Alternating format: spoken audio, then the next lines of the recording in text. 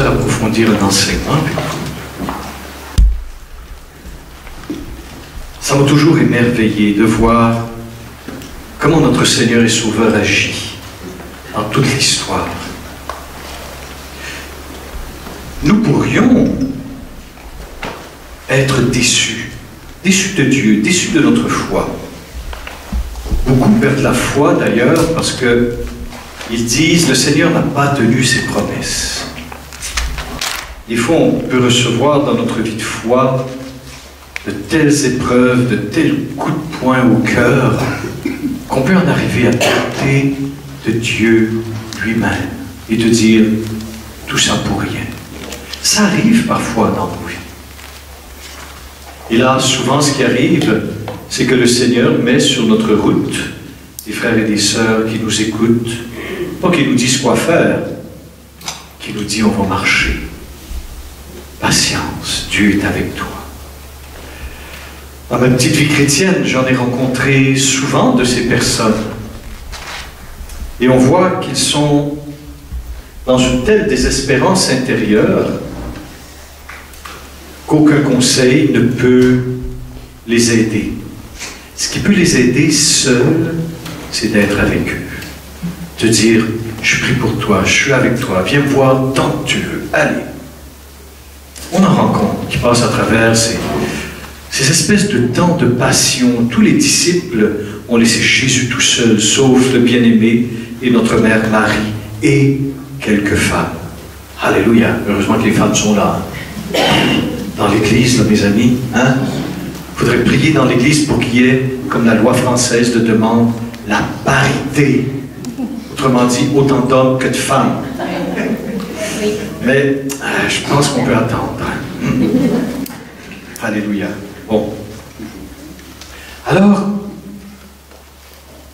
on va demander à sa parole, la parole de Dieu, de nous montrer dans les Écritures comment le Seigneur a agi, comment il agira, à la lumière des Écritures. Parce que lorsque nous lisons les Écritures, que nous méditons ce livre de Dieu éclairé par le Saint-Esprit, cela fait grandir notre espérance, qui n'est pas en nous, mais en celui qui est mort et ressuscité, Jésus.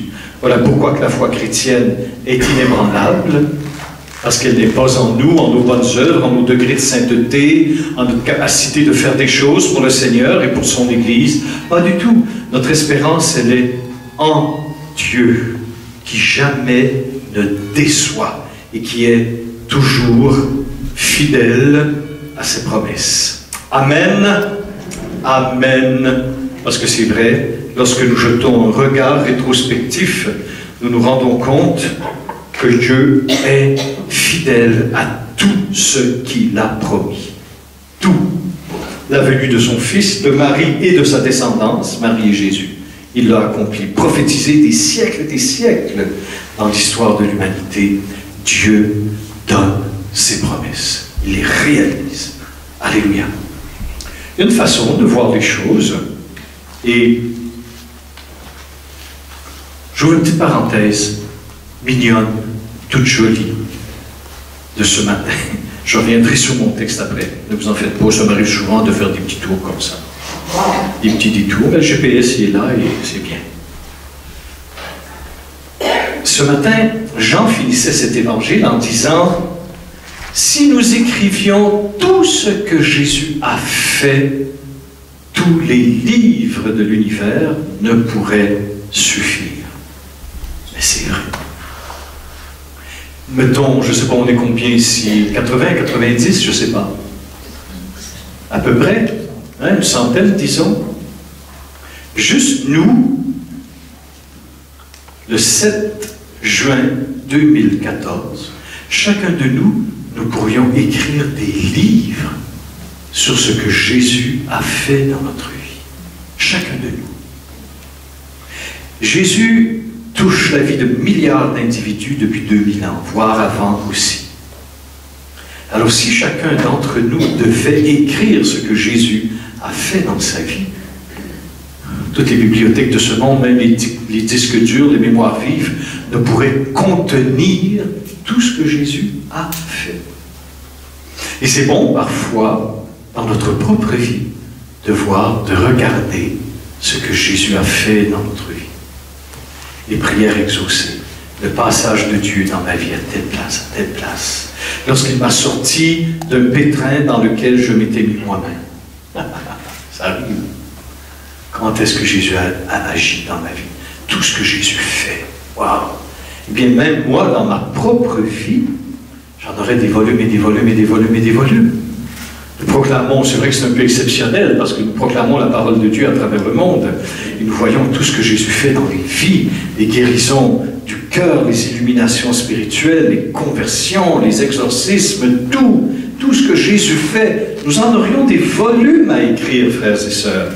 Alors toutes les bibliothèques virtuelles de ce monde pourraient contenir tout ce que Jésus fait dans notre vie. Il est vivant, notre Dieu. Alléluia. Amen. Voilà. Je reviens à mon sujet, je ferme cette parenthèse toute mignonne. Et je reviens à un sujet que j'ai déjà touché dans quelques sessions, mais j'aimerais approfondir. C'est dans la ligne de ce que je vous disais hier soir, que sans l'œuvre, l'action, l'aide du Saint-Esprit, c'est impossible de croire, d'adhérer à Jésus et de lui donner sa vie. Parce qu'on ne peut donner notre vie qu'à Dieu. Ce matin, dans l'homélie, j'ai médité sur « Si je le veux », qui révélait la toute-puissance divine de Jésus, maître de la vie. Si je le veux. Waouh! Sa toute-puissance. Alors, sans le Saint-Esprit, nous n'aurions pas pu, frères et sœurs, approfondir cette parole, si je le veux. C'est le Saint-Esprit qui nous a révélé la divinité de Jésus à travers ces trois petits mots. 4. À travers tout cela, c'est toujours l'Esprit du Christ qui travaille. D'accord? C'est l'Esprit du Christ. Et dans la première épître de Saint Pierre, au chapitre 1, au verset 10, est écrit. 1 Pierre 1,10. Sur ce salut ont porté les investigations et les recherches des prophètes qui ont prophétisé sur la grâce à vous destinée, la rédemption. Ils ont cherché à découvrir quel temps et quelles circonstances avait en vue l'Esprit du Christ qui était en eux. Wow. Ils ont cherché quelles circonstances avait en vue l'Esprit du Christ qui était en eux, quand il attestait à l'avance les souffrances du Christ et les gloires qui les suivraient. Le verset 12, il leur fut révélé que ce n'était pas pour eux-mêmes, mais pour vous qu'ils administraient ce message que maintenant vous annoncent ceux qui vous prêchent l'Évangile dans l'Esprit Saint envoyé du ciel et sur lequel les anges se penchent avec convoitise. Ça, c'est merveilleux. Tu t'imagines qu'en ce moment, nous chantons la gloire de Dieu dans le Saint-Esprit. Nous élevons son nom. Nous proclamons la parole du Seigneur Jésus. Dans la Bible, les anges se penchent sur nous pour entendre la parole. On n'a pas réalisé. Quand je vous disais hier qu'on vivait naturellement dans le surnaturel, quand en Église nous proclamons l'Évangile, par exemple à la messe du dimanche, nos églises se remplissent de myriades d'anges qui viennent du ciel, comme dit la parole, hein, qui viennent du ciel pour entendre la parole de Dieu. Parce que la parole de Jésus leur avait été cachée depuis toute éternité dans le sein du Père. Les anges, les archanges, les dominations, les seigneuries, les trônes, les chérubins, les archanges n'avaient pas accès au secret du Père. L'incarnation de Jésus, la parole que le Père allait enseigner au Fils afin que celui-ci nous communique la sagesse divine, les anges ne connaissaient pas la parole. Voilà pourquoi ils se penchent sur l'Église, sur nous actuellement et partout ailleurs où est proclamé l'Évangile, pour entendre la bonne nouvelle et voir le Saint-Esprit agir dans nos vies. C'est extraordinaire, notre vie chrétienne. C'est extraordinaire, frères et sœurs.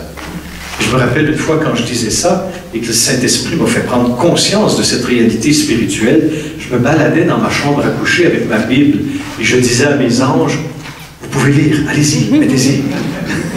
Regardez la parole de Dieu, lisez, lisez, amen, lisez les anges. La parole nous révèle que les anges se penchent, dit la Bible, avec convoitise, pour entendre la parole de Jésus. Parole éternelle de Dieu, faite chair en Marie, par la puissance de l'Esprit. C'est quand même extraordinaire. Accompagner les anges. Très actif d'ailleurs dans notre vie. Très, très actif. Bon. Alors, le point sur lequel je veux attirer, pas voulais, mais veux, c'est que Pierre nous enseigne toujours sous la même inspiration du Saint-Esprit que les prophètes, tous ceux qui ont écrit depuis la Genèse jusqu'au prophète Malachie, le dernier livre selon un ordre plus ou moins aléatoire, tous ces gens, sous la mouvance de l'Esprit du Christ, c'est-à-dire l'Esprit messianique qui allait venir en Marie, par la puissance du Saint-Esprit, tous ces gens ont écrit dans l'Esprit de Jésus, préparant l'histoire de l'humanité à l'incarnation de la parole céleste, Jésus, le Fils bien-aimé du Père. C'est l'Esprit du Christ. Wow! Alors, je vous donne des exemples, tout simplement, c'est un parcours biblique, pour votre gouverne et votre éducation chrétienne, bien sûr. À un moment donné, après le péché originel, Adam et Ève qui désobéissent à la parole de Dieu, qui brisent cette relation d'amour avec le Père, l'auteur, celui qui a écrit la Genèse, l'auteur c'est Dieu, et celui qui a écrit le scribe, Dieu dit, « Je mettrai une hostilité entre toi et la femme, entre ton lignage et le sien. Il t'écrasera la tête et tu l'atteindras au talon. » L'auteur de la Genèse prophétise sur la venue de la femme et son lignage. C'est très large. Une femme, c'est très large. Comment Jésus appelle-t-il sa mère aux noces de Cana? Femme. Femme. Celui qui a écrit dans la lumière de l'Esprit du Christ qui allait venir. Tu vois comment le Saint-Esprit, l'Esprit du Christ, a travaillé dès les débuts de l'histoire. Tout de suite après le péché originel, Dieu ne laisse aucune place au désespoir et à la mort éternelle. Tout de suite, par la puissance de la prophétie, par l'Esprit du Christ, il annonce la venue d'une femme et de son lignage qui lui-même écrasera la tête du serpent. Vous savez, frères et sœurs, je sais que je vais peut-être en blesser quelques-uns, mais laissez-vous vexer un petit peu, laissez-vous interpeller. La Bible nous dit, celui qui écrase la tête du serpent, ce n'est pas la Vierge Marie, c'est son lignage. C'est Jésus qui écrase la tête. C'est Jésus qui a été crucifié. C'est lui qui écrase la tête. Allez, c'est fait. Et ce geste dans la Bible, c'est un geste militaire. Quand un roi avait vaincu un autre roi, il lui disait de venir, et devant toutes les armées réunies, et devant les prisonniers de ce roi, le roi vainqueur descendait de son trône, et mettait le pied sur la tête du vaincu, et l'enfonçait dans la poussière. C'est militaire. C'est un geste qui se faisait. Alors, là, le Seigneur, déjà, dans la mouvance de l'Esprit du Christ, nous annonce la victoire définitive. Le roi des rois écrasera la tête du serpent et l'enfoncera dans la poussière bien comme il faut. Et j'ai vu une belle image une fois, pieuse, j'aimais bien. Et celle-là, je l'aime mieux que les autres où on voit Marie écraser la tête. Ça choque beaucoup les protestants, parce qu'ils disent, écoutez, dans la Bible, c'est pas Marie qui écrase la tête du serpent, c'est Jésus. Bien sûr, ils ont raison. Et j'ai vu une belle petite image, moi. Vous devinez laquelle? C'était Marie qui était, sur l'image, c'était Marie qui était avec l'enfant Jésus. Et Jésus était là, de son petit pied d'enfant, il écrasait la tête du serpent. Et Marie avait mis son pied sur le pied de son fils, et à deux, ils écrasaient la tête du serpent. Ça, c'est plus la vérité. Tu comprends? Et tous les deux, sur cette image pieuse, avaient un petit sourire.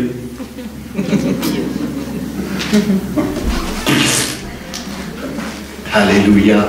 Tu vois?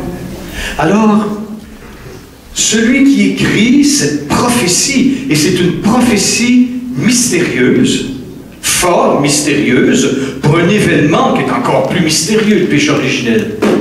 Nous en subissons les fâcheuses conséquences, et c'est quoi cette histoire? Ça nous échappe, mais nous écoutons malheureusement les fruits amers de ce péché des origines qui a bel et bien arrivé dans l'histoire de l'humanité.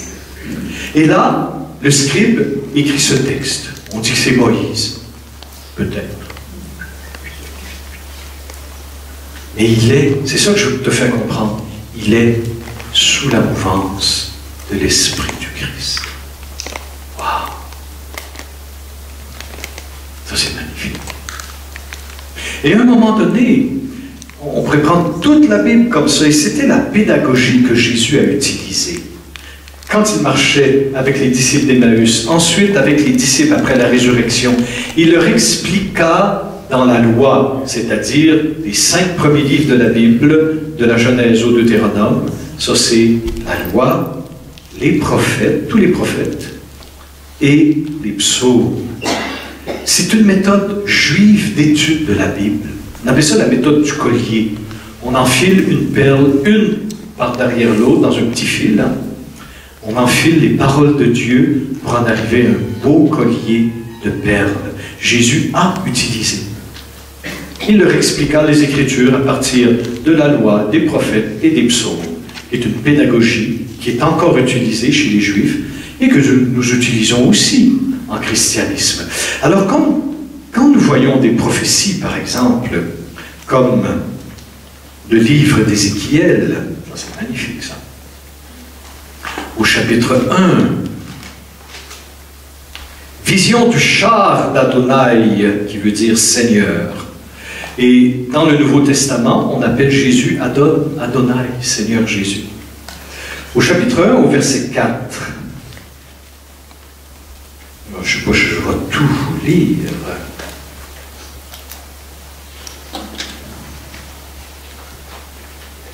Parce que tout le chapitre 1, nous en arrivons à la vision, au verset 26, Ézéchiel 1, 26, au-dessus du firmament qui était sur leur tête, il y avait quelque chose qui avait l'aspect d'une pierre de saphir en forme de trône. Et sur cette forme de trône, dessus, tout en haut, une forme ayant apparence humaine. Qui pensez-vous qu'Ézéchiel voit? Une forme ayant apparence humaine. N'oublie pas ce que je te dis. Il est habité par l'Esprit du Christ. Alors cette vision céleste qu'il contemple, c'est pour l'incarnation du Fils de l'homme à venir. Ézéchiel le voit dans sa gloire. Mais les Juifs qui entendaient Jésus qui se réclamait de toutes ces visions bibliques en disant « c'est moi ».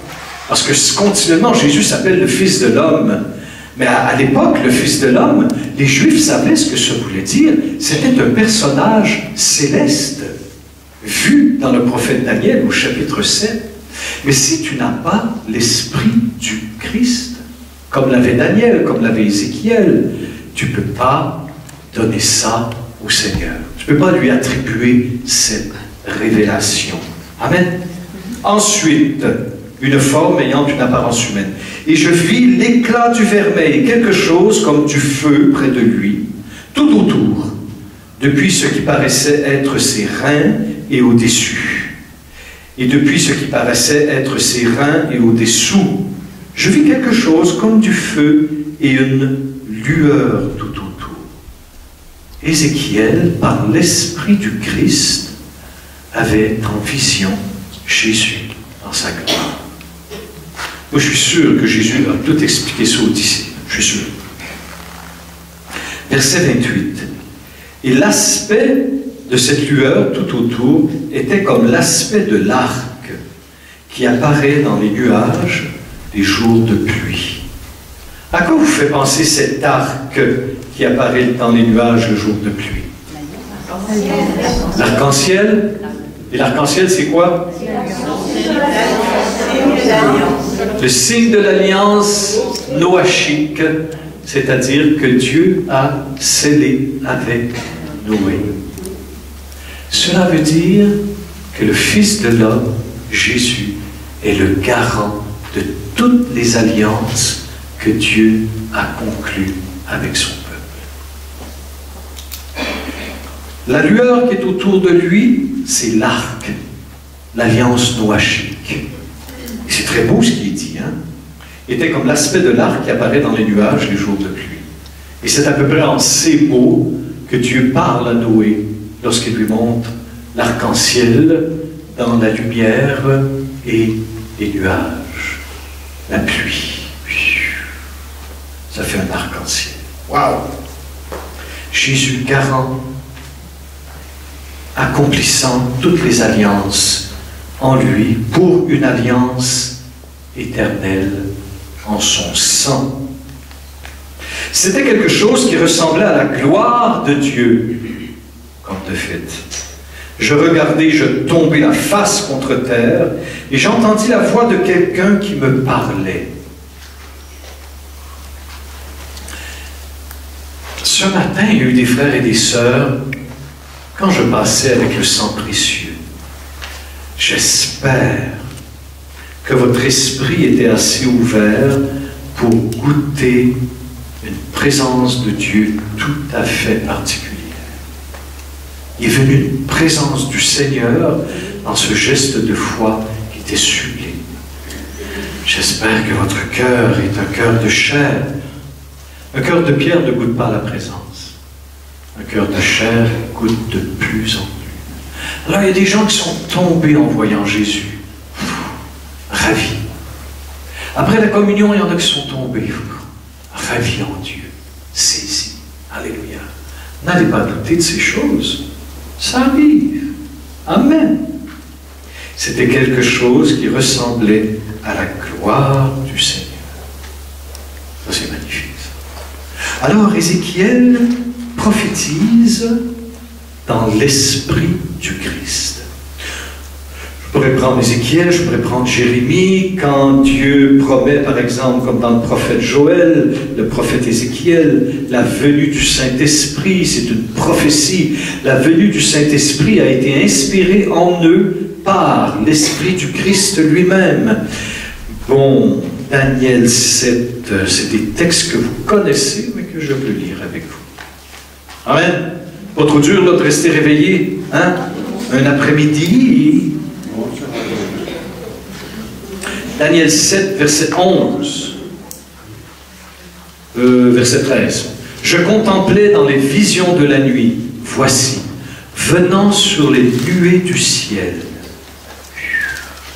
C'est une vision surnaturelle, divine. Les nuées du ciel, c'est dans toute la Bible, Dieu se balade toujours sur les nuées du ciel. Et là, voici venant sur les nuées du ciel comme un fils d'homme.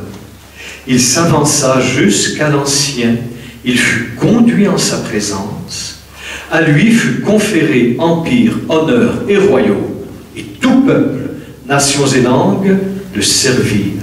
Son empire est un empire éternel qui ne passera point, et son royaume ne sera point détruit. Il y a deux interprétations de ce texte dans Daniel 7. Il y a l'interprétation qui va suivre, c'est-à-dire c'est le peuple de Dieu, Israël, qui s'avance sur les nuées et reçoit de Dieu lui-même l'empire, l'honneur et le royaume. Amen, je suis d'accord. Aussi, comme l'Église d'ailleurs. Mais il y a l'autre interprétation qui est également juive et chrétienne. C'est-à-dire que ce Fils de l'homme, dont Daniel voit dans sa vision mystique, c'est un homme, c'est une personne. Et pour nous, c'est Jésus. Et remarquez, dans tous les évangiles, la quantité de fois où Jésus s'appelle lui-même le Fils de l'homme.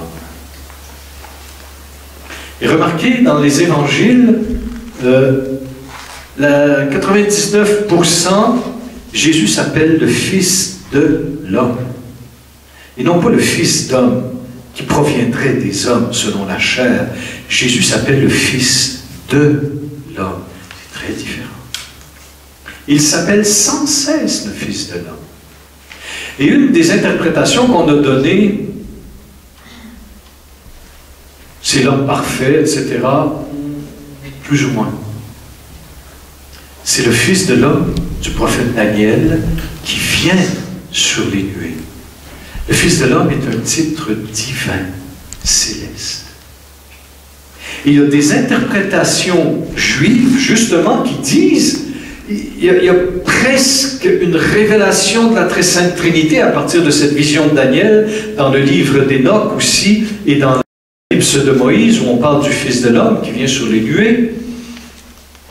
Certaines églises ont gardé ces écrits comme révélés, et c'est très intéressant à lire. Hein? Le Fils de l'homme, on disait que dans le ciel, il y avait des trônes. Des trônes. Pas seulement un. Des trônes. Et c'est à ce moment-là que, voyant dans l'Ancien et dans le Fils de l'homme qui vient sur les nuées, on a vu là quelque chose de divin, presque deux dieux. Et c'est pour ça que les Juifs étaient tellement en colère quand Jésus s'appelait le Fils de l'homme. Parce qu'il dit, tu t'attribues un titre et un rang divin. Et c'est tellement fort quand Jean 8, laissez-moi trouver, Jean 8, 20. Oh, je crois. Ah oui, voilà. Jean 8, 27, Jésus dit, quand vous aurez élevé le Fils de l'homme, quand vous saurez que moi, je suis. Alors il associe Fils de l'homme à je suis. Jésus est Dieu. Et le Fils de l'homme, au moment où Jésus parlait aux Juifs, il y avait cette vision-là du Fils de l'homme, un personnage céleste, inconnu, bizarre. Mais voilà qu'un homme qui vient de Nazareth, hein, le Nazaréen, dont on connaît la mère, le père, les frères, les sœurs, le village, son travail, voilà que celui-ci s'appelle le Fils de l'homme. Et on dit, wow, attends une minute, là, Seigneur, sûrement pas qu'il dit ça. Attends une minute, Jésus là. Alors vous saurez que moi, je suis. Parce que, réfléchissons un petit peu, hein?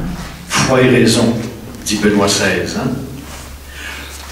Dans l'Évangile, dans les 4 évangiles, ainsi que jusque dans l'Apocalypse, toute la vie de l'Église du 1er siècle, jusqu'à maintenant d'ailleurs, mais surtout au 1er siècle, du temps de Jésus, les Juifs connaissaient toutes ces visions messianiques, de Fils de Dieu, de Fils de l'homme, de Messie. Ils le savaient.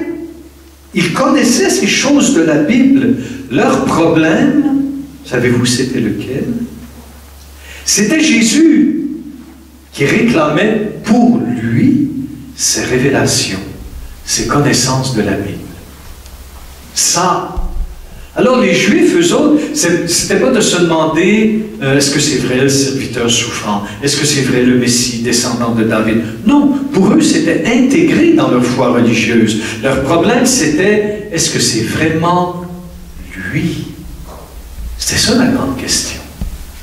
Quand tu lis les évangiles, quand Jésus présente le roi, le Messie, le Fils de Dieu, le Fils de l'homme, le Sauveur, celui qui guérit, qui chasse les démons, ça c'était pas un problème pour les Juifs. Leur problème à eux, c'était de dire, est-ce que celui-ci, Jésus de Nazareth, correspond vraiment à ce que lui-même revendique? Est-ce que c'est vraiment lui? Quand Jésus dira, en Jean 5, 32 par exemple, lorsque Jésus dit, vous scrutez les Écritures pour avoir en elles la vie éternelle, et les Écritures parlent de moi, et vous ne voulez pas venir à moi pour avoir la vie.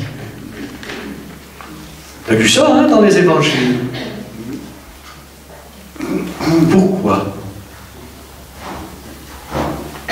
C'est simple. Ils n'ont pas l'esprit du Christ.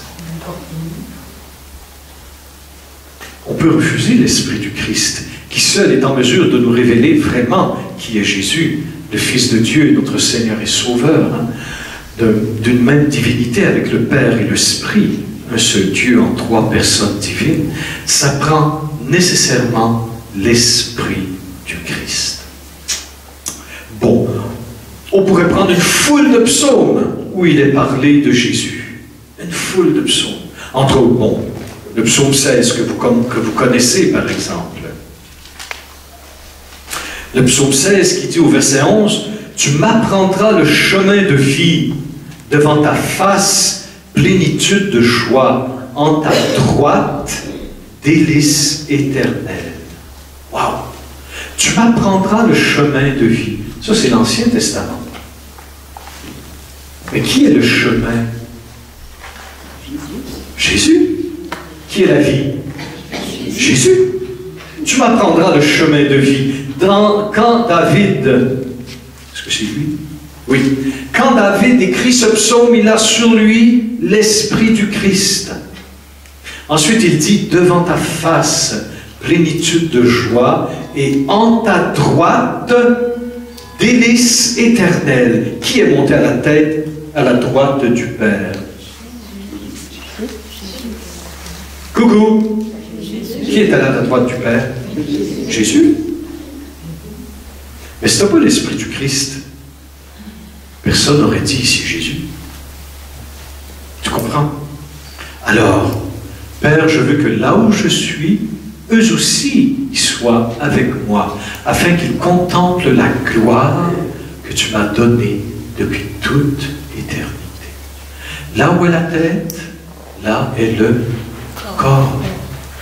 Si la tête est à la droite de la toute-puissance, jouissant des délices éternelles de l'intimité de Dieu, tout le corps, à la suite de la tête, est élevé dans une ascension à la droite du Père, et là, jouit de délices éternelles.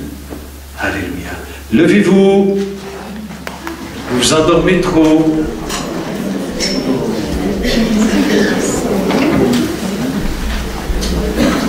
J'ai oublié quelque chose. Il est très attaqué actuellement, c'est la divinité du Christ. Moi, j'ai un bon moine.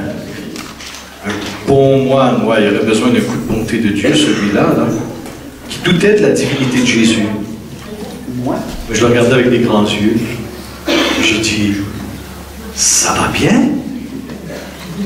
Attention, on ne sait pas si Jésus est Dieu. Ah bon? On ne sait pas si Jésus est Dieu. Bon. Il aurait fallu que je prenne toute la Bible pour expliquer que Jésus est Dieu.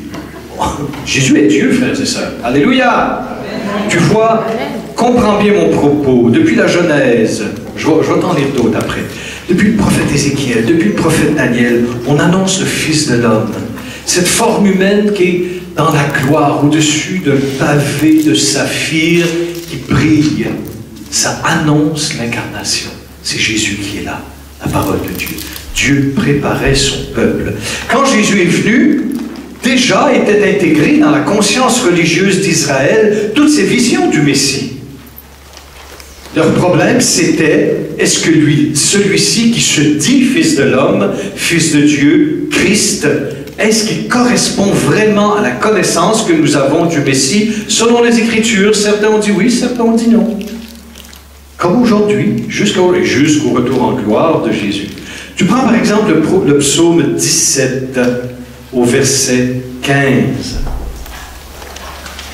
Psaume 17, verset 15. Vous n'êtes pas des chrétiens de première date, donc il faut vous instruire un petit peu plus encore. Il y a un verset qui est... Écoutez bien, surtout pour un juif qui écrit ça. Moi, dans la justice, je contemplerai ta face. Au réveil, je me rassasierai de ton image. Étrange, hein? Je me rassasierai de ton image. J'ai vérifié les traductions, j'ai regardé dans la Bible juive française, c'est la même chose. Forme ou image. Alors qu'il y a un commandement de Dieu qui dit « Tu ne te feras pas d'image taillée de Dieu ». Il n'y a ni de l'animal, ni de l'être humain, rien. Mais si tu n'as pas l'esprit du Christ, tu ne peux pas comprendre. Quand la parole de Dieu dit « Au réveil, je me rassasierai de ton image », de qui est-il parlé, frères et sœurs? De Jésus. Saint Paul dit que Jésus est l'image parfaite du Dieu invisible.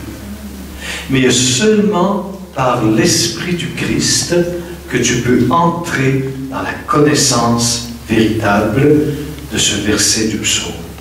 Seulement par l'Esprit du Christ, qui préparait à la venue de Jésus.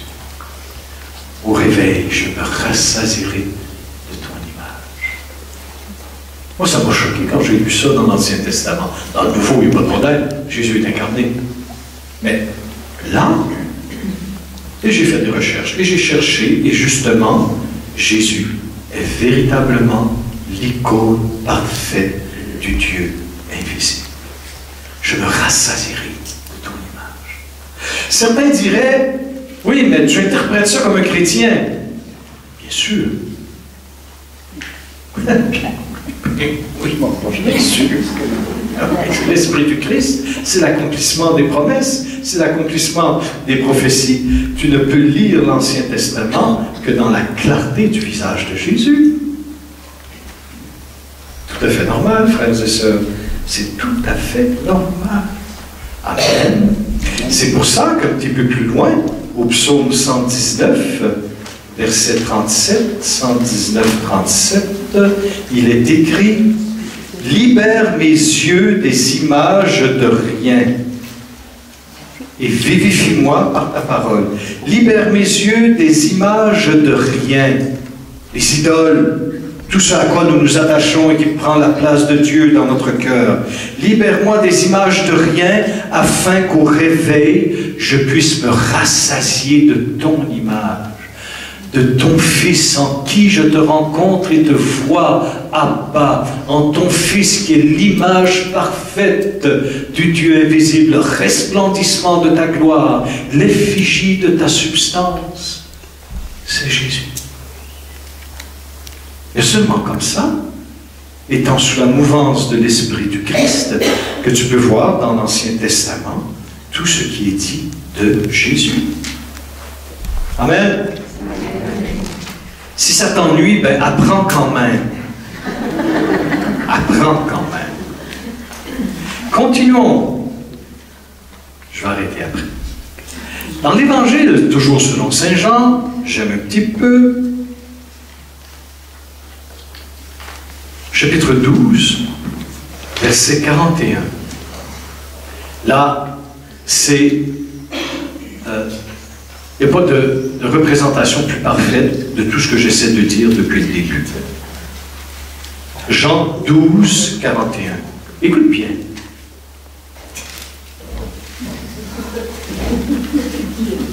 Écoute, Isaïe a dit cela parce qu'il eut la vision de sa gloire et qu'il parla de lui. Ah bon? C'est écrit là dans le Nouveau Testament. Hein? Isaïe a dit cela, une prophétie sur l'aveuglement des yeux et du cœur qui empêche de croire en Jésus. Isaïe a dit cela parce qu'il eut la vision de sa gloire. Mais qu'est-ce que tu as vu, Isaïe? De quelle gloire, de quelle vision parle-t-on? Isaïe 6. C'est drôle que c'est écrit comme ça. Hein? Isaïe 6, ils se criaient l'un à l'autre ces paroles, Saint, Saint, Saint, et Yahvé Sabaoth, sa gloire remplit toute la terre. Jean, qui a l'esprit du Christ, dit, Isaïe a dit cela parce qu'il eut la vision de sa gloire. La gloire de qui? De Jésus. Et qu'il parla de lui. Donc, Isaïe au chapitre 6, dans cette plénitude de la gloire de Dieu, où il voit le Seigneur Sabaoth, la gloire qui envie toute la terre, pour celui qui est possédé par l'Esprit du Christ, comme l'évangéliste Jean, il va voir dans Isaïe, et il dit même que Isaïe a vu sa gloire, la gloire de Jésus. Alléluia! Jésus est Dieu. Mais si tu n'as pas l'Esprit du Christ, c'est impossible. Impossible. Incroyable. Et tu prends tous les textes qui parlent dans le prophète Isaïe du serviteur souffrant. Et là encore, on sait très bien que nous parlons de Jésus, chapitre 53, chapitre 55 et d'autres qui les précèdent. Le serviteur souffrant qui donne sa vie pour une multitude et qui verra par son offrande une multitude revenir à la vie, le prophète Isaïe, saisi par l'Esprit du Christ, nous décrit Jésus dans sa passion. Mais savez-vous, frères et sœurs, que dans beaucoup de yeshivas, c'est-à-dire les écoles juives, où on apprend la Torah, la Bible, le Talmud, tout ce qui a trait aux Saintes Écritures de l'Ancien Testament, ben, dans beaucoup de yeshivas, on ne fait pas lire aux étudiants juifs les chapitres d'Isaïe qui parlent du serviteur souffrant. Pourquoi? C'est simple. Pour pas qu'ils tombent dans cette erreur d'y voir dans le serviteur souffrant le Christ des chrétiens. Ça, Dieu le leur reprochera, je suis sûr. Mais il y a une ouverture de plus en plus qui se fait et on recommence à lire. Parce que lorsqu'on étudie le Talmud, c'est-à-dire les commentaires des rabbis, des pharisiens sur la Bible, on se rend compte que dans les études qu'on fait, on se rend compte que même les Juifs voyaient dans le serviteur souffrant non pas seulement le peuple, Israël, et cette interprétation elle est vraie aussi, mais aussi une personne qui sera la tête de ce peuple en s'accablant lui-même de leurs fautes, c'est pourquoi il aura sa part, bon, etc. Chapitre 53 d'Isaïe. Si tu n'as pas l'Esprit du Christ, tu ne peux pas voir dans ces textes d'Isaïe Jésus, l'agneau de Dieu, offert pour nos péchés sur la croix. Tout ça, c'est l'Esprit du Christ qui agit. Alors tu vois, mystérieusement, depuis la Genèse jusqu'à maintenant et jusqu'au retour en gloire de Jésus, et nous l'espérons bientôt, Jésus, si par l'Esprit du Christ, va se révéler à toi. Et à tout homme, toute femme de bonne volonté qui vient à Jésus, c'est toujours l'Esprit du Christ qui travaille en lui. L'Esprit messianique, la venue du Messie. Alléluia. Et j'aime beaucoup ça aussi en Jean 8. C'est pour ça que les Juifs étaient tellement contre Jésus. Parce que Jésus, c'était, comment je dirais, donc, sa parole, c'était tout le temps des explosions pour eux. C'était tout le temps des non, tu ne peux pas dire ça. Attends, on dirait qu'il ne leur laissait pas le temps de réfléchir ou de respirer. Je suis le Fils de l'homme, je suis le Fils de Dieu. C'est moi dont parle Ézéchiel, c'est moi dont parle Isaïe, c'est moi dont parle Moïse. Avant qu'Abraham fût, je suis. Là, c'était le top du top. Écoute, tu n'as pas 50 ans et tu nous dis, t'as vu Abraham? Ben oui, avant qu'Abraham fût, je suis. Tout simplement. Alors les Juifs, ils n'en pouvaient plus. Ils n'en pouvaient plus. Le moyen, c'était de dégage, on va l'éliminer. Mais c'était beaucoup plus sérieux que ça. Parce que pour eux, Jésus était un des plus grands, sinon le plus grand à leurs yeux, blasphémateur. Et je crois qu'il était pour eux tellement blasphémateur. Pourquoi? Parce qu'il disait la vérité. C'était trop fort pour eux. Et je les comprends. Moi, si j'avais été à leur place, je ne suis pas sûr que j'aurais adhéré à Jésus. C'était trop puissant ce qu'il disait. C'était trop puissant. C'est avant qu'Abraham fût, je suis. Et Jésus avait dit au verset 56 du chapitre 8, ça c'est drôle. Abraham, votre père, exulta à la pensée qu'il verrait mon jour. À la pensée qu'il verrait mon jour. Il l'a vu et fut dans la joie. Mets-toi dans la peau des auditeurs. Quand Jésus dit, vois, le jour, pour un Ancien Testament, pour un Hébreu de l'Ancien Testament, qu'est-ce que ça veut dire? C'est le jour d'Adonai Elohim, c'est la fin du monde. Jésus dit mon jour, c'est-à-dire la manifestation, l'épiphanie de Dieu. Jésus dit mon jour.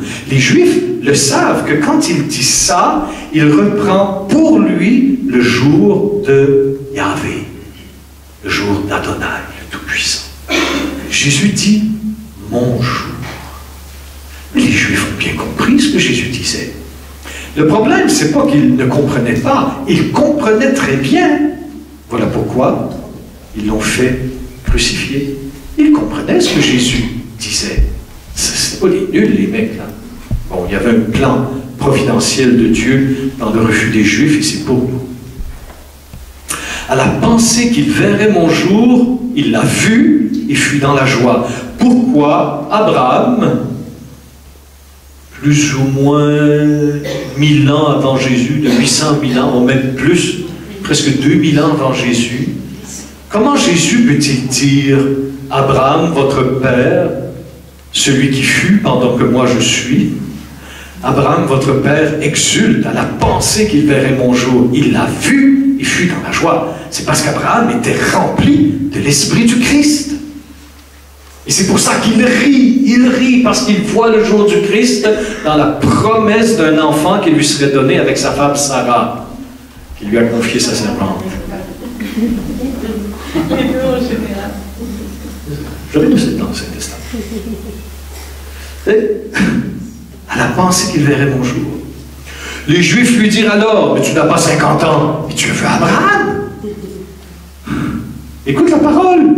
Jésus leur dit, en vérité, je vous le dis, avant qu'Abraham existât, je suis.